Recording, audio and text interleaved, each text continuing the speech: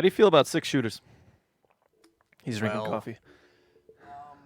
Well, I'd say they're at least one better than a 5 shooter. I mean, it depends how you shoot it. If you just shoot it normally like a turd burglar, aiming down sights, you gotta fan that hammer. If you don't Yeah. fan the hammer, then you're kind of screwing it all over. Well, they say that like a bad contractor always blames his tools, right? Yeah, You know, but I also heard that with 6 shooters, it also comes with Russian roulette, and that 5 out of 6 people enjoy Russian roulette usually. this guy. All right, we bringing in these deer hunter memes hot and heavy today. Yeah.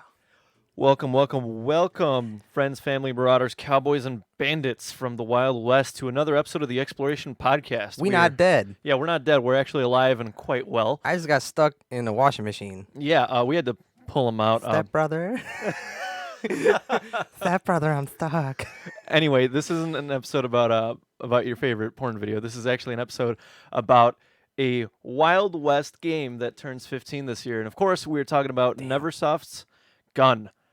So let's just dive right into it. We're going to talk a little bit about the development and sort of the awards and accolades that this game kind of accumulated over the years. Talk to me about some interesting tidbits you found, Mr. Sure. Greg. I mean, there weren't really much, but I did find a quote from the project lead, Chad Finley, that he had some words to say about the game. What he said was, this is a direct quote, "Holy moly, that game was a labor of love. It was a super difficult transition to making something that was open world, quote unquote, kinda, had a walking and shooting engine, had horse riding and horse AI, had AI combat, and was in a genre that was considered non-mainstream at the time." So I think that was a good way to put it all together with Yeah, Gun. absolutely. It sounded like a total labor of love, and there was a lot of good things that came with the game and a lot of bad things that came with it as well, which we'll get into a little bit later. But now I want to talk about some of the awards and recognition that this game has gotten in the past couple of years. Well, in the past couple of years, I mean 15 years ago. So one of the quotes I like was Neversoft has finally made a good game aside from Tony Hawk, which I thought was absolutely hilarious.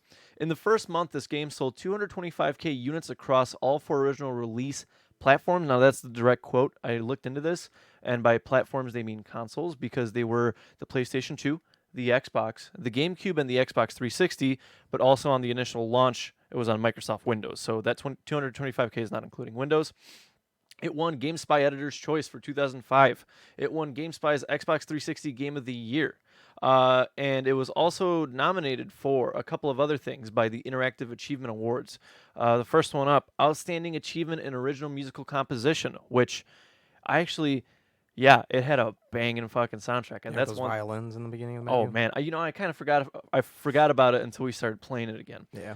Number 2, Outstanding Character Performance, Male. And number 3, Outstanding Character Performance for Female. And number 4, Outstanding Achievement in Story and Character Development, which I have some interesting points. But let's talk about the story. You like that transition? Yeah. Okay, so let's set up these characters. Our characters are as follows. We have Mr. Colton White, who is our main character, and also, fun fact, he was placed number 7 on the top 10 heroes of 2005 by Game Informer. But he is this kind of young, strapping, John Wayne-looking dude, very stoic character, typical Wild Wild West cowboy. Then we have Mr. Ned White, who is Colton White's supposed father, and well, he is a father figure to him, and he kind of guides Colton along his journey from being a young boy into adulthood before Mr. Ned gets iced later in the game. On a steamboat. On a steamboat, iced on a steamboat. We have Mr. Hoodoo Brown, who is I should say, mayor of Empire City, and the priest, who is sort of this reoccurring villain, not the main villain, of course, but a reoccurring one that you have to deal with on a couple of Yeah, occasions. kick-ass sideburns. Kick-ass sideburns. He is the maybe number 2, maybe number 3, depending on how you want to rank Dutchy, to our main villain, aka Magruder. And that was the last big character. Anyway, let's talk a little bit about this plot, because see, the nice thing about games, especially like Neversoft games, but especially Neversoft games from 2005, is that the plot is just super simple. So the basic synopsis is that this guy Magruder is trying to reassemble 3 pieces of a golden cross in order to find this sort of quote unquote El Dorado, this limitless supply of gold. And it's a very simple sort of I want this, let me get it dynamic. Except the issue is that the pieces of the cross are scattered throughout kind of the lore and the setup of this world. And so What happens is that a young Colton White and Ned White are on a steamboat, and the steamboat gets raided by bandits looking for a piece of that cross. And in the Led by process, led by Reed. led by Reed, which was the priest. Yeah. And in this process, Ned gets iced. And so this is where the story turns, really actually starts really into this sort of retribution slash revenge plot where your initial character motivation and your investment into Colton as a character is to avenge this father figure Ned of yours. And so the early plot beats are essentially we need to find Magruder, we need to get through him through his man, and we need to shoot him in the face. And in, Simple. I'm sorry, go ahead. Simple. Yeah, nice and simple. That's the beauty of 2005 Neversoft games.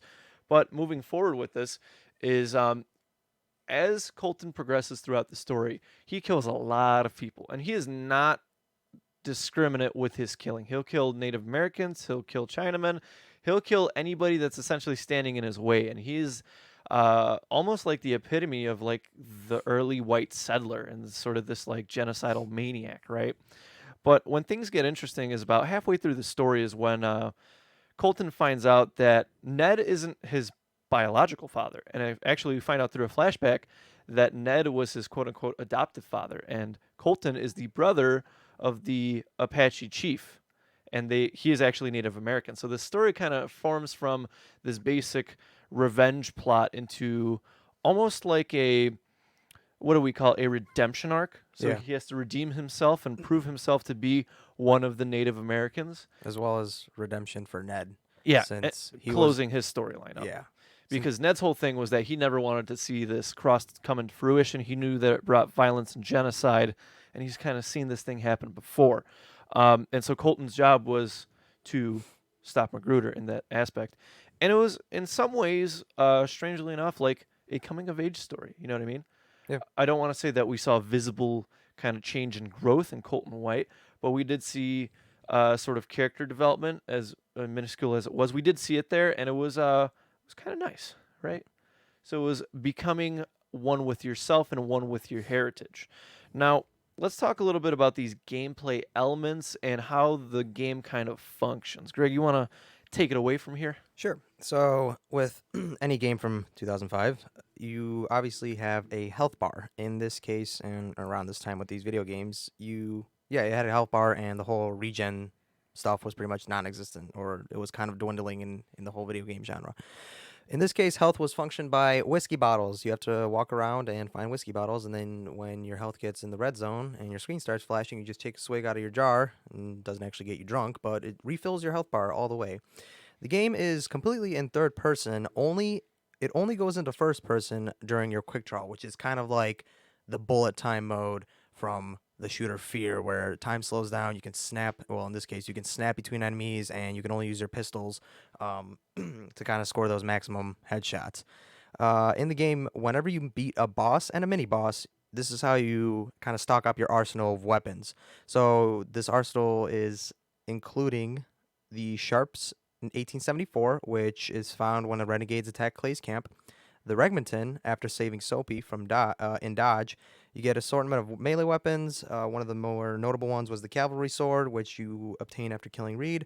You get throwable weapons such as whiskey bombs and dynamite, which you kind of find throughout the game. You get bows once you escape that one savage camp with the Indians. You get a Ferguson after killing Hollister. You get a shotgun model 1887 after killing Crud. You get a Colt double barrel after killing Webb and Rudabaugh. The Knot gun after killing Magruder, and after completing all the missions and main storyline, you get a cannon knock gun, which is one hell of a gun and extremely powerful. In this game, the main way you get around is the Wild West. You don't have carriages and whatnot. You have horses. So with horses, they're pretty much jumping beans in the game. You can honestly jump over anything. Gabe pretty much showed that by trying to jump over goddamn chasms and mountains. I tried to Skyrim portion of the game where we had to go around some cliffs, and sometimes it worked, other times it really, really didn't. Yeah.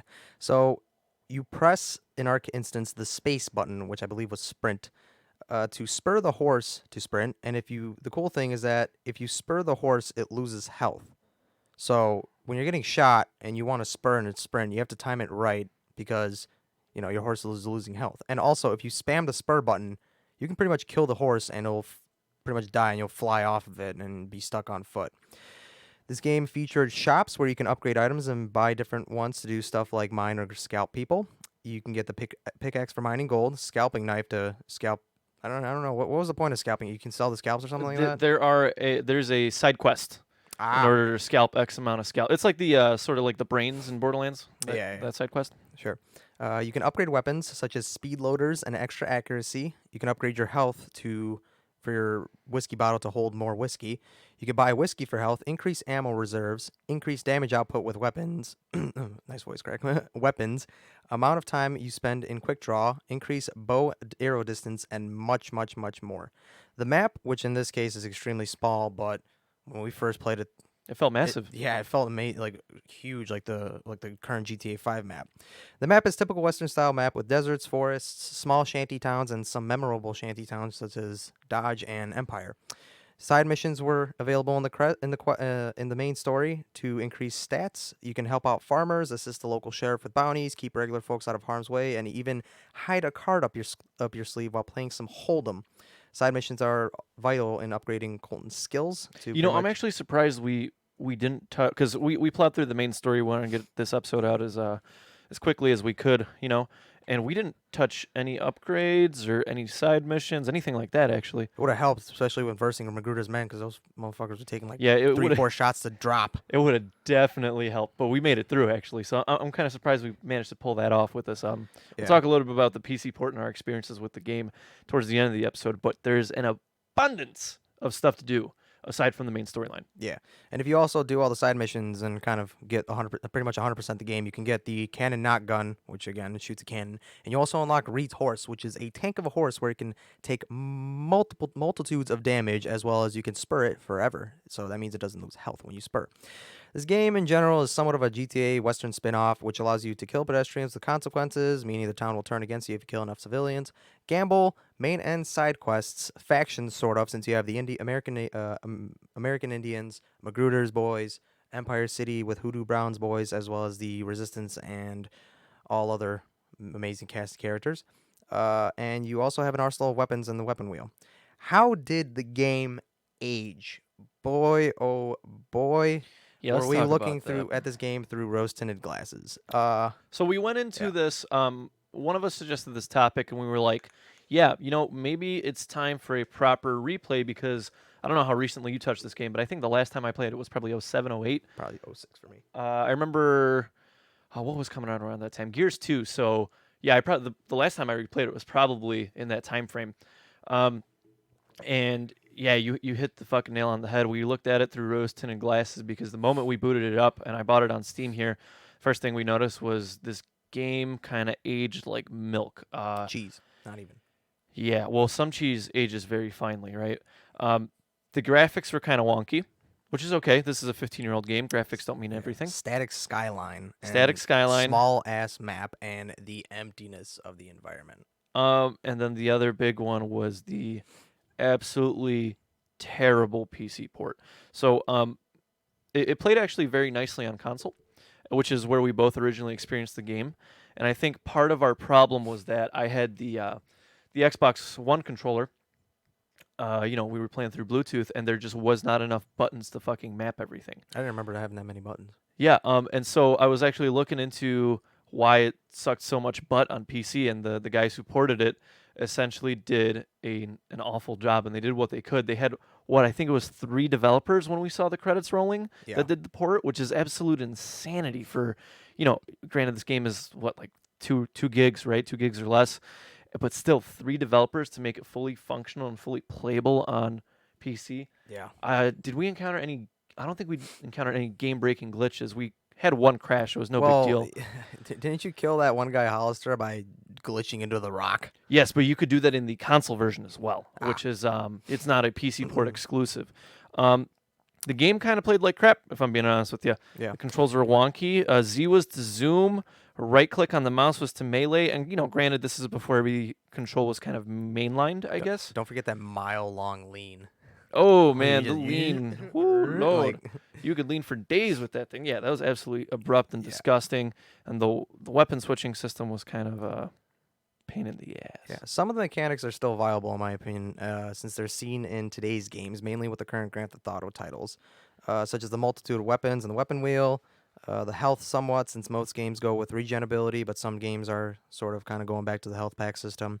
Horses in this case, kind of, I drew like a two and two between like GTA's current cars, since horses can die and cars can explode, which leave you on foot. The lean mechanics and are used in some games, as well as some games use the quick draw and bullet time ability, such as been mentioned before, Fear, the whole Fear franchise, and Metal Gear Solid Rising, which it wasn't with guns in that case with Metal Gear, but you can use the sword to kind of just like slash your way through enemies. So this game kind of did some things right. Absolutely. Yeah.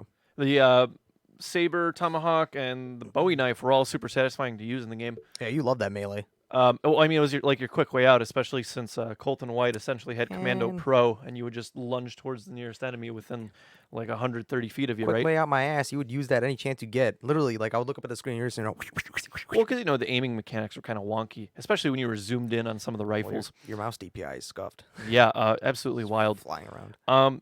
How do you think it aged overall, man? Because we kind of talked about some of the pitfalls, the PC port, obviously, that made us have a absolutely terrible time with this. Um, What do you think?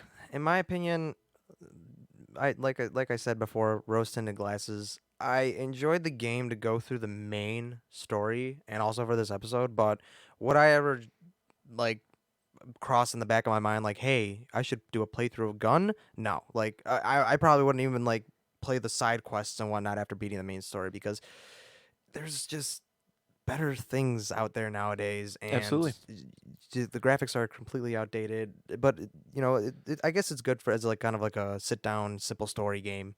I If think you're just maybe this craving is something this is other a like game you Western. replay once every 10 years as opposed to once every year. Yeah, which was Because what we did. I mean, and we didn't even like cram.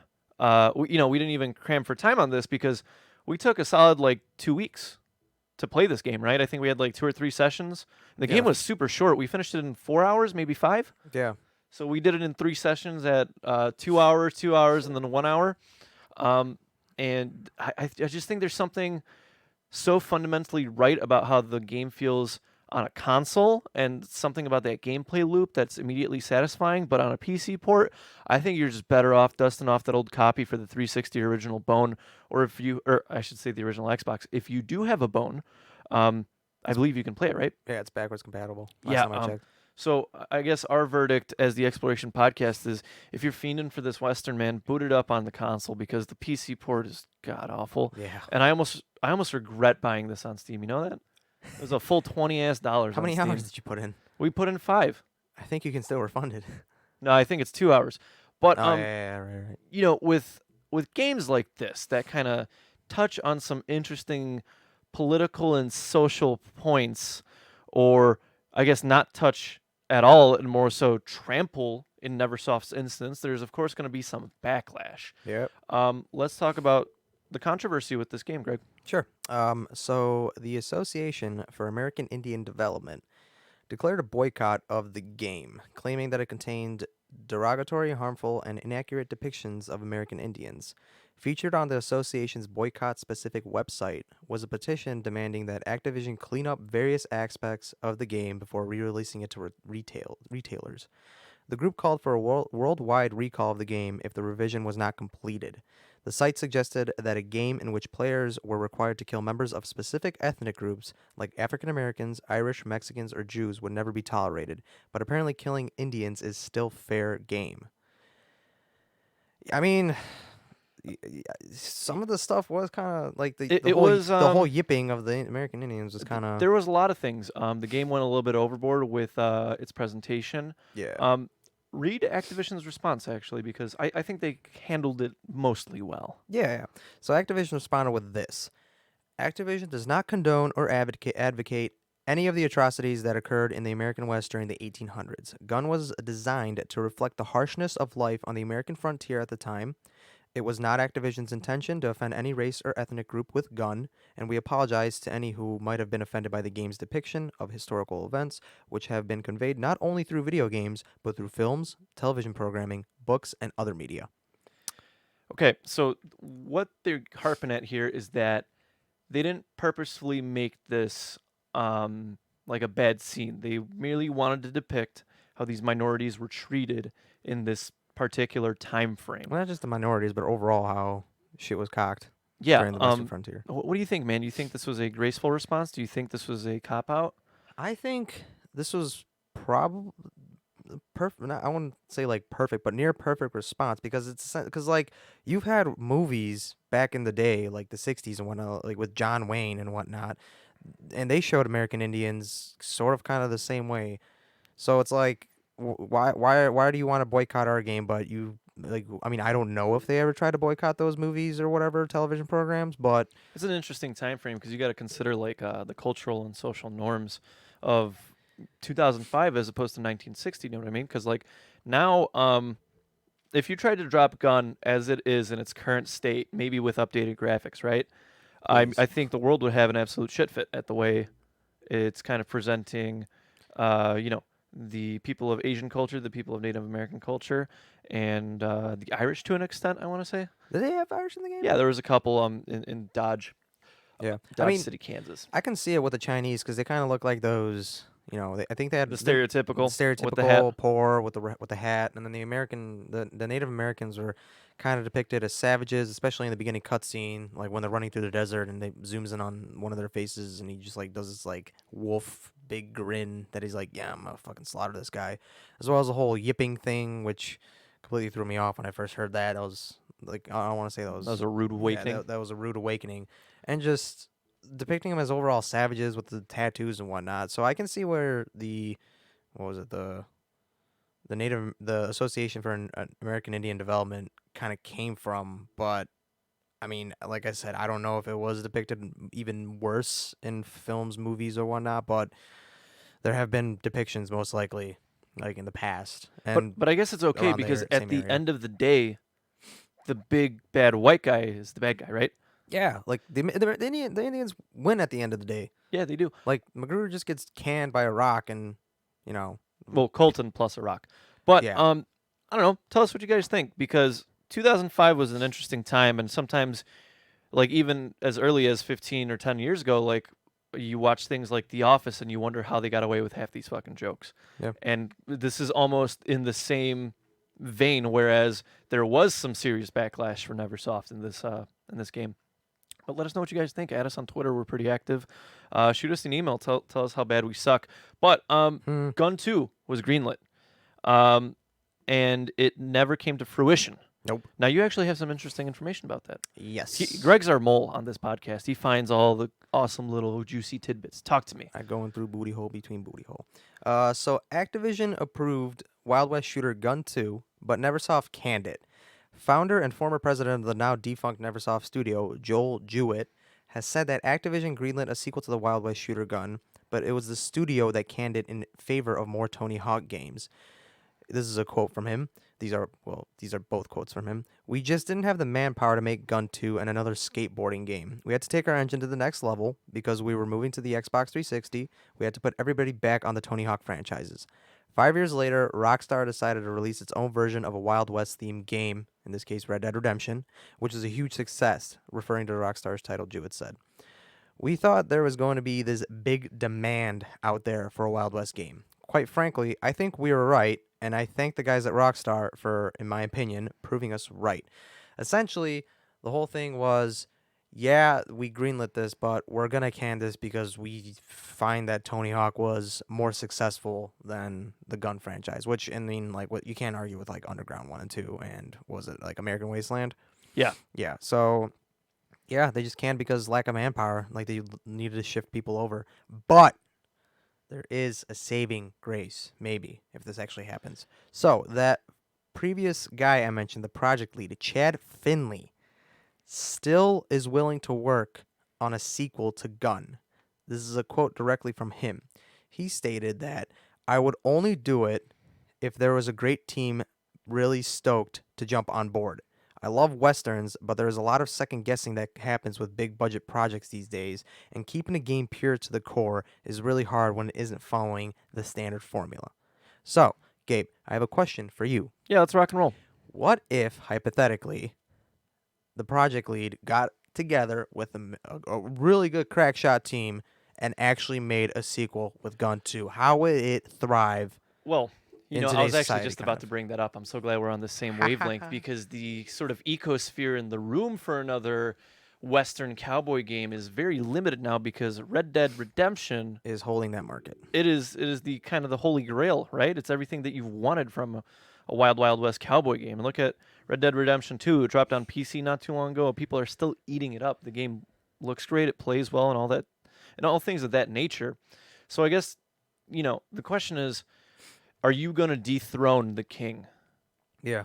Or are you even going to come close? Is this going to flop? You know what I mean? Because Gun was kind of the big cowboy name before Red Dead was. It's just the way it was 15 years ago. There was a market for a Wild West game, and Neversoft saw it, made something of quality for that time period, and dropped it. Yeah. Let Uh, me yeah, absolutely. because we had Red Dead Revolver, so I want to look up when that came out. I believe Red Dead Revolver was 2004 or 2005 Yeah. Oh before four. Oh four. before Gun. But Before Gun. that kind of goes to show that Red Dead in the studio Rockstar. at Rockstar, thank you, really kind of stepped their game up in the quality of content that they were pushing out. Yeah. And not only that, but with the original, they touched on so many things and improved on a lot of things that Gun did, as well as come out with Red Dead Redemption Undead Nightmare, which was during that whole zombie craze, which touched base with. Which we touched on in our zombie episode, by the way. Yeah, so check that out. Self plug. And so people were eating that up, and then Red Dead Redemption 2 that came out. I mean, I unfortunately I still haven't touched it. I was actually looking to buy it because we were gonna do this episode today, and I was like, I kind of wanna, I kind of Maybe we were wanna. on that cowboy hit ride, huh? Yeah. So, but I mean, they improved on a lot of things. The obviously the graphics are phenomenal. Real world environments with snow and snow covering dead bodies. I don't know how the main quest is, but I'm assuming it's amazing. And then overall, like just kind of the Easter eggs and whatnot, the whole environment Yeah, that it's a very Rockstar different set up, it's extremely, stratosphere. yeah. Is what So it is. yeah, I would almost say that at this point, because I didn't have that original Red Dead experience, at least with the first one. I would almost say that at this point, if you're feeling nostalgic for some cowboy stuff, I would almost recommend you go back to Red Dead 1 as opposed to Gun.